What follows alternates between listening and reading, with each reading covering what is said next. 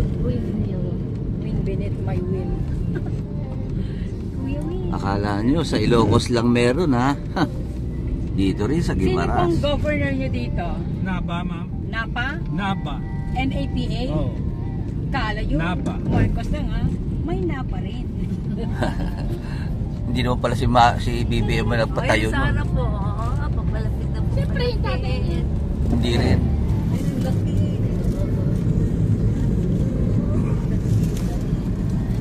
Wala ba kuryente? Lumapit tayo baka hindi.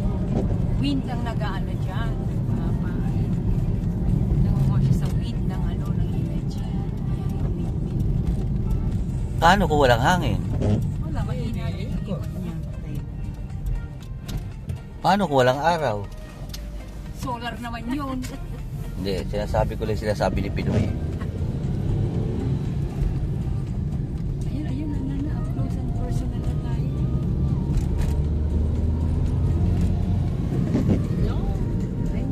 Tabi ng mga isklog.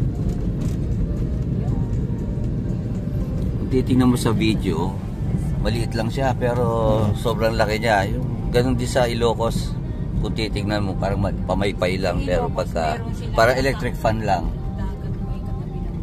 Pero sobrang laki niyan. Higante. Kung di ako nagkakamali, mga 100 feet ang taas niya. Guimaras, bro.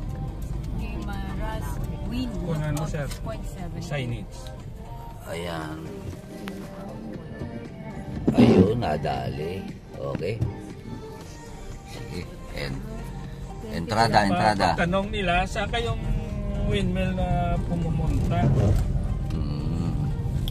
Sa Dito 17 sila. side. Kasi yung pinost namin dito sila. Ba't ngayon may windmill naman na kayo?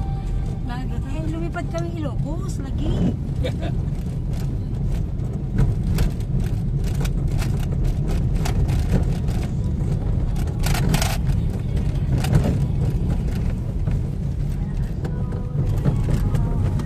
Ayan na siya, oh.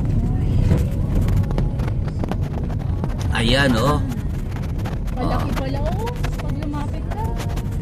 Kaya po na ni Kuya ito. Saan pa tayo sa taas?